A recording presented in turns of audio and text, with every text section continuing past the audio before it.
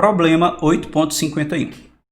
A peça de uma máquina consiste de uma barra fina uniforme de 4 kg, com 1,5 m de comprimento, e está presa por um dobradiço perpendicular a uma barra vertical semelhante, com massa de 3 kg e comprimento de 1,8 m. A barra mais longa possui uma bola pequena, porém densa, de 2 kg em uma das extremidades. Qual a distância percorrida horizontalmente e verticalmente pelo centro de massa dessa peça, caso a barra vertical gire 90 graus no sentido anti-horário, de modo a tornar a peça toda horizontal? Então, esse é um problema de centro de massa, né?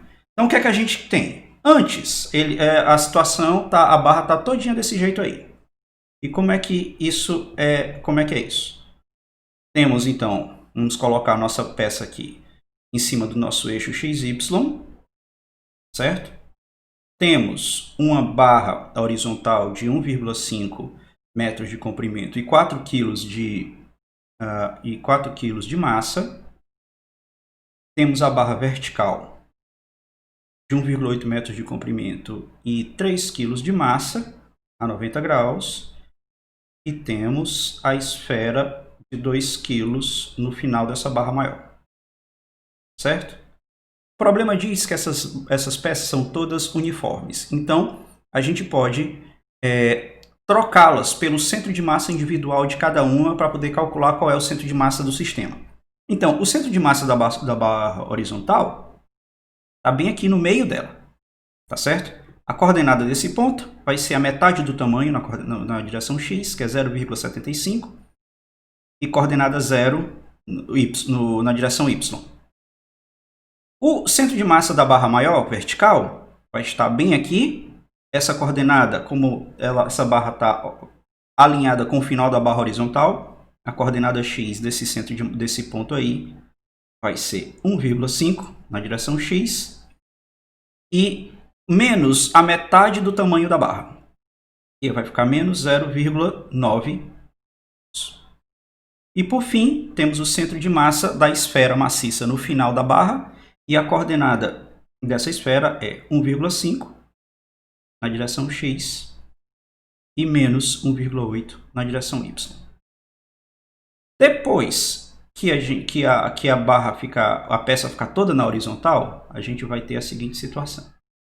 Temos de novo o nosso eixo XY, a nossa primeira barra horizontal, a segunda barra, que antes estava vertical, ficou na horizontal, e por fim a esfera maciça. Eu coloquei um pequeno espacinho para poder mostrar na figura que eram 3 peças separadas. O centro de massa da primeira barra vai estar bem aqui. Essa coordenada aí é igual à anterior, que é 0,75 na direção x e 0 na direção y. O centro de massa da segunda vai estar na metade da barra, e essa coordenada aí vai ser 0, vai ser o comprimento da barra maior mais metade da segunda barra. Isso aí dá 1,5 mais 0,9, dá 2,4 na direção x e 0 de novo na direção y, já que está todo mundo no eixo horizontal. E o centro de massa da esfera vai estar agora no final das duas barras, coordenada x 1,5 mais 1,8 dá 3,3, coordenada y 0.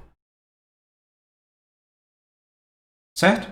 Então a gente sabe que para calcular o x do centro de massa, a gente tem que fazer a média das posições ponderada pela massa. Como é que é isso? É a somatória do produto de todas as massas individuais pelas coordenadas x individuais, todo mundo dividido pela somatória das massas. Para a coordenada y do centro de massa vai ser a mesma coisa.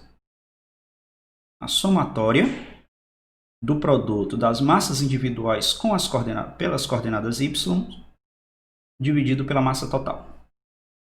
Certo? Então, substituindo isso aí, a coordenada do centro de massa antes vai ser o x do centro de massa é igual a 4 vezes 0,75 mais 3 vezes 1,5 mais 2 vezes 1,5. Tudo isso somado pela somatória das massas, que é 4 mais 3 mais 2 dá 9.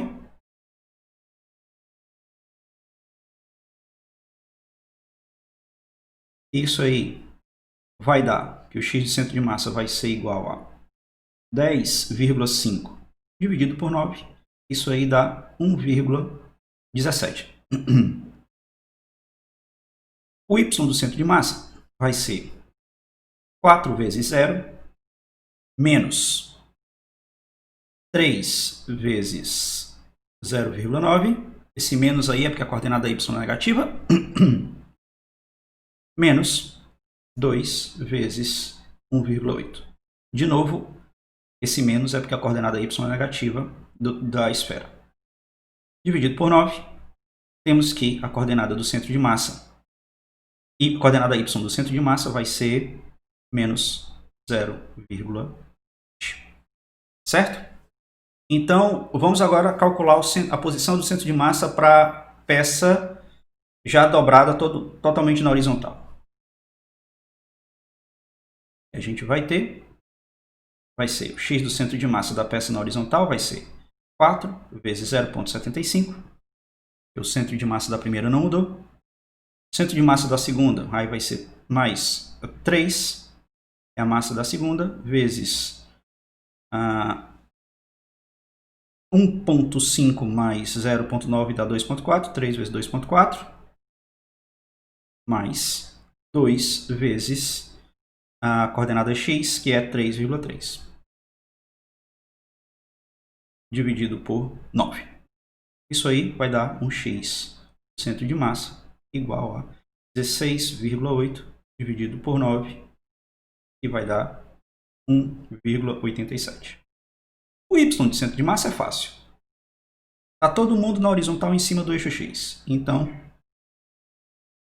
4 vezes 0 mais 3 vezes 0 mais 2 vezes 0 dividido por 9, e vai dar 0. Temos então que a posição do centro de massa da peça antes de ser dobrada vai ser 1,17 na posição x e menos 0,7 na direção y. O centro de massa depois vai ser 1,87 na direção x e 0 na direção y. O deslocamento do centro de massa da situação antes para a situação depois, a gente obtém calculando o ΔR do centro de massa. Isso aí vai ser, na coordenada x, a gente vai ter 1,87 menos 1,17. Na coordenada y vai ser 0 menos 0,7.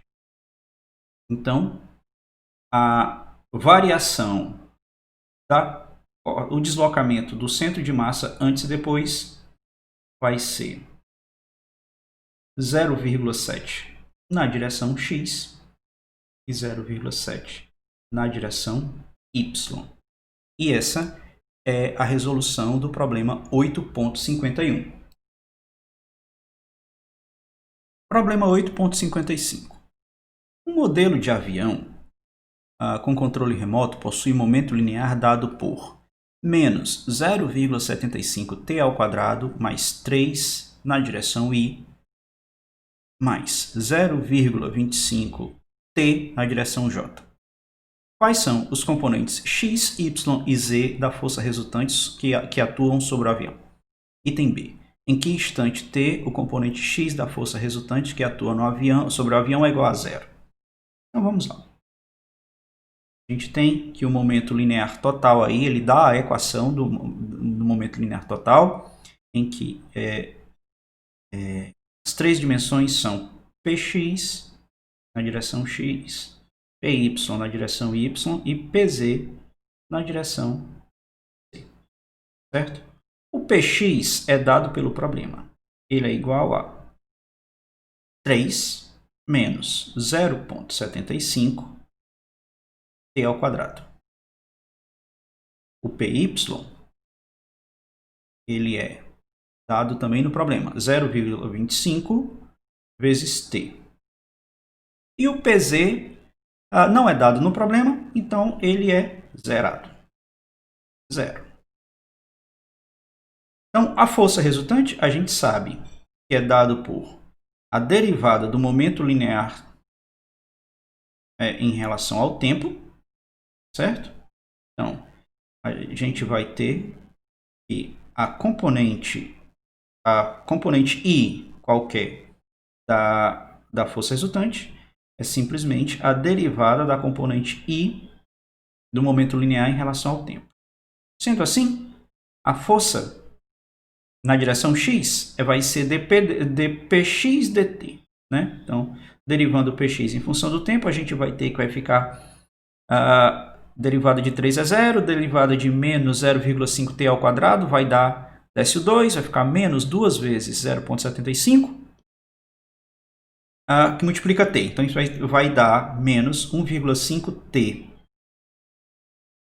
A força resultante na direção y é a derivada de py em relação a t. Então, derivada de 0,25t dá 0,25. E a derivada de pz em relação a t, pz é 0, a força resultante em z também é 0. Certo? Isso responde o item A. O item B, ele pergunta qual é a componente x da força resultante que atua sobre o avião, em que instante t, o componente x da força resultante que atua sobre o avião é igual a 0. Bom, ele quer saber qual é o t que f de x é igual a 0. Então, igualando menos 1,5t a 0, a gente conclui que o único instante em que a força em x é nula é justamente no instante t igual a 0. E essa é a resposta do problema 8.55. Problema 8.69. As esferas A de massa 0,02 kg, B de massa 0,03 kg e C de massa 0,05 kg se aproximam da origem deslizando sobre uma mesa de ar sem atrito. As velocidades iniciais de A e B são indicadas na figura. Todas as três esferas atingem a origem no mesmo instante e ficam coladas. Item A. Quais devem ser os componentes x e y da velocidade inicial de C para que os três objetos unidos se desloquem a 0,5 metros por segundo no sentido positivo do eixo OX após a colisão? Item B.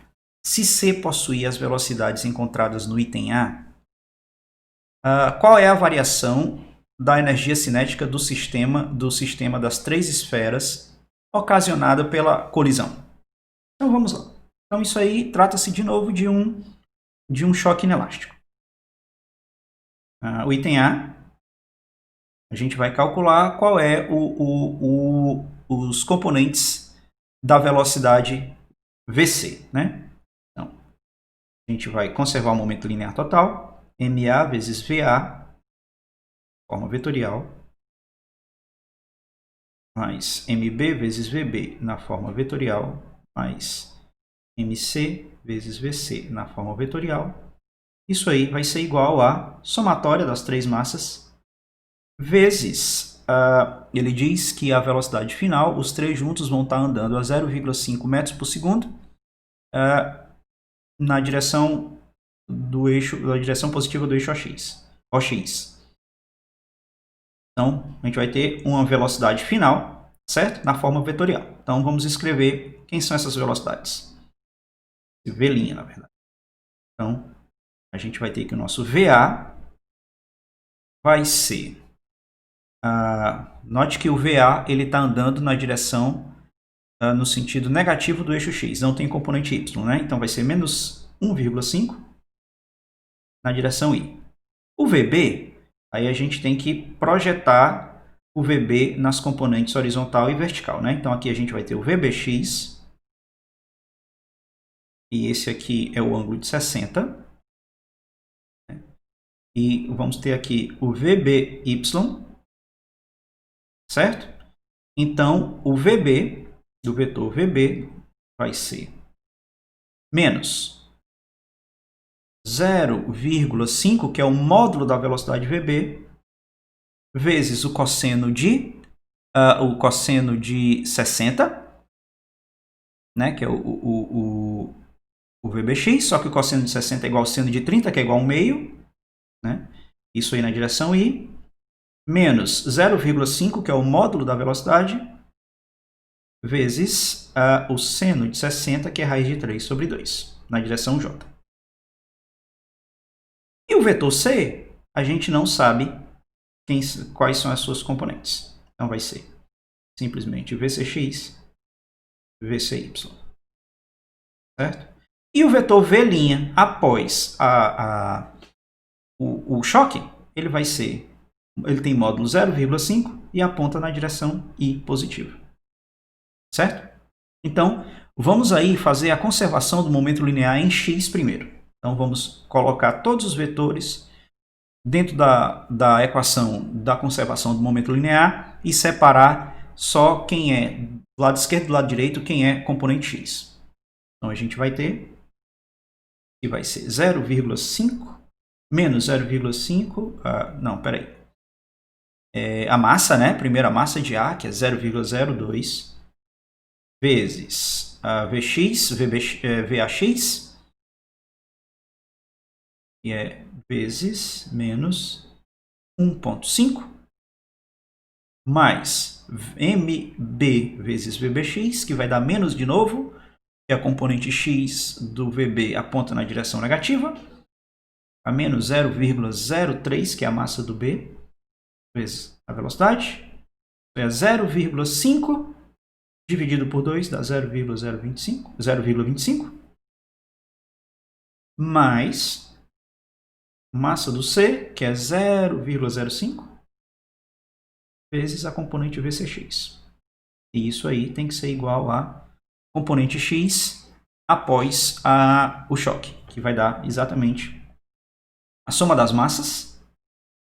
A soma das massas vai dar 100 gramas. Dá 0,1 kg. 0,1 vezes a velocidade após o choque, que é 0,5 positivo. Certo? Então, resolvendo isso aí, a gente vai ter, multiplicando todo mundo por 100, para simplificar primeiro, vai ter os 3 menos 0,75 mais 5 VCX igual a 5. Resolvendo essa conta, a gente vai ter que a componente x do vetor C vai ser 1,75 metros por segundo.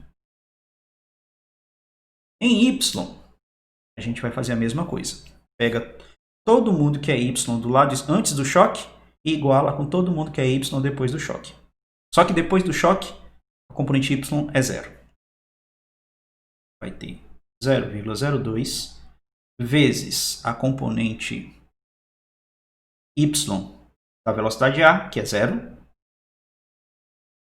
mais a massa do B, que é 0,03, vezes a componente y de B, que vai ser 0,5 vezes a raiz de 3 sobre 2, mas aqui aponta na direção negativa do eixo x, por isso o sinal negativo.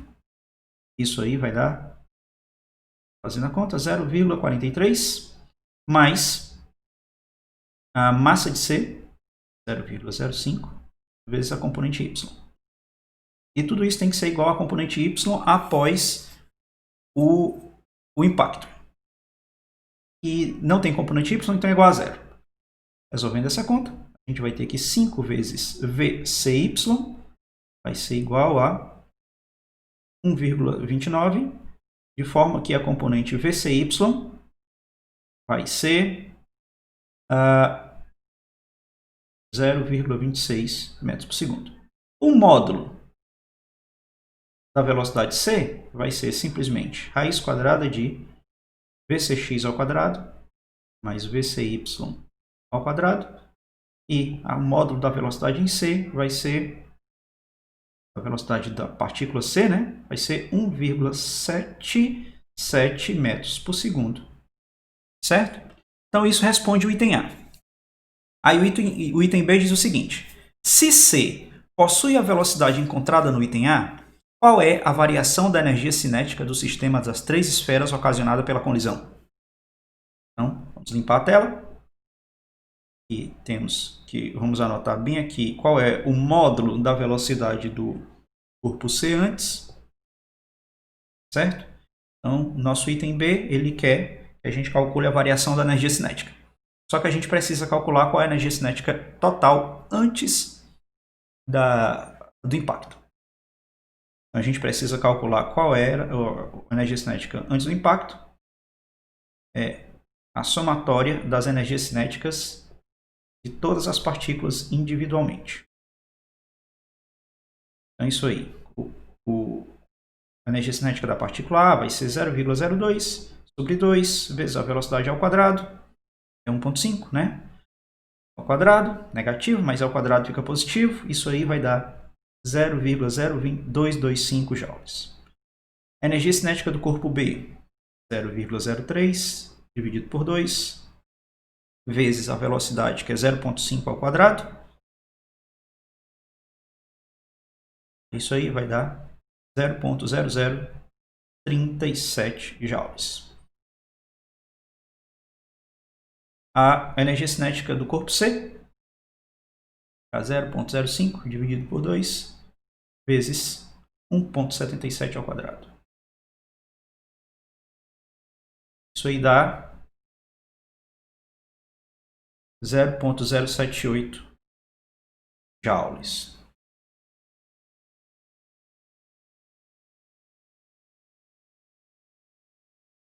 A energia cinética depois vai ser a soma das massas, que é 0,1 dividido por 2, vezes a velocidade após o impacto, que está todo mundo andando com 0,5 metros por segundo. Então, vai ser vezes 0,5 ao quadrado. Isso aí vai dar uma energia cinética de 0,0125 joules. Então, a variação da energia cinética vai ser a energia cinética depois, menos a energia cinética antes, que vai ser a somatória de Ka, Kb e Kc. Fazendo as contas, nós vamos obter um valor de 0,0125 joules depois, menos a somatória de 0,025 de A mais 0,0375 de B mais 0,078 joules da partícula C. E isso aí vai dar uma variação total de energia cinética total de menos 0,092 joules. Então, note que a variação de energia cinética não foi zero. Então, não houve a conservação da energia cinética. Mas isso é óbvio porque trata-se de um problema em que as partículas colidem e depois seguem unidas. Então, isso é uma colisão completamente inelástica e ela não conserva energia. Por isso que a energia cinética depois da colisão é menor do que a energia cinética antes da colisão. Certo? Então, esse é o problema 8.69. Problema 8.73. Um soldado dispara sua pistola automática de 8 tiros com a taxa máxima de 1000 disparos por minuto.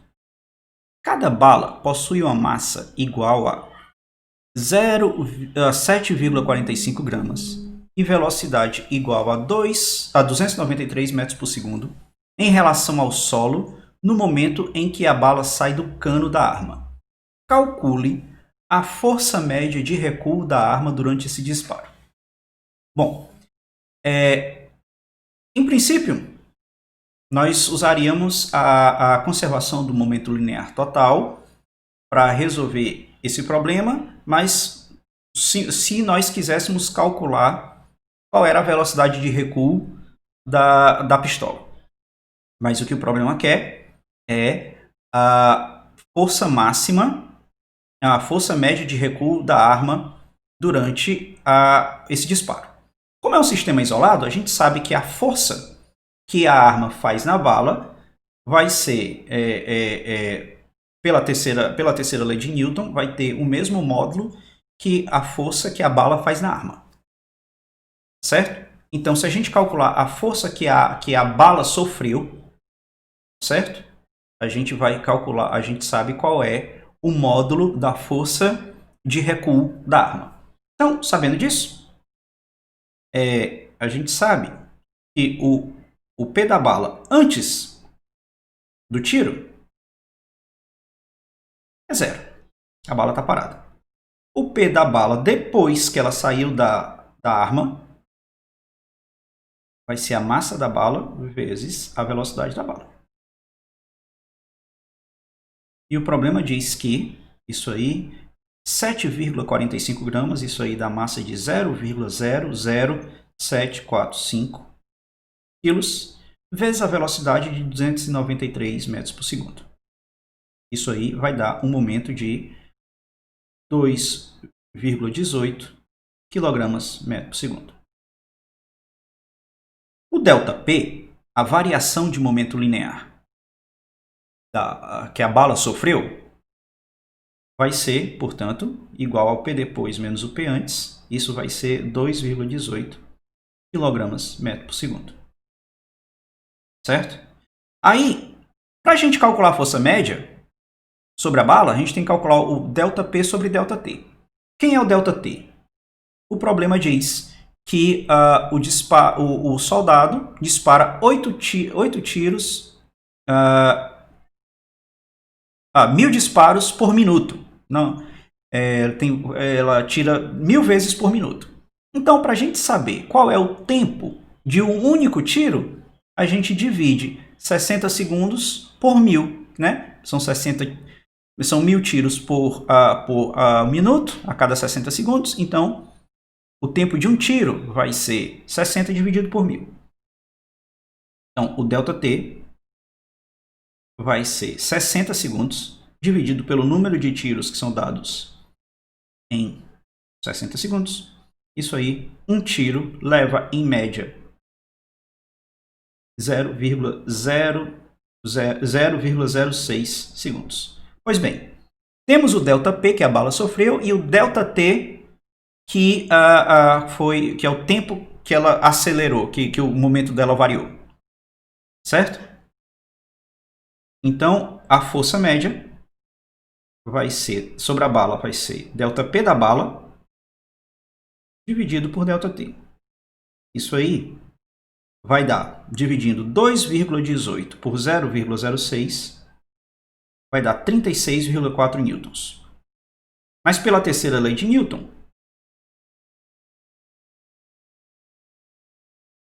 a força de recuo, certo, da pistola é igual a menos a força resultante na bala. Certo? Como a força da bala é 36,4 newtons apontando na direção do tiro, a força resultante, a força de recuo, é 36,4 newtons na direção oposta ao tiro. Certo?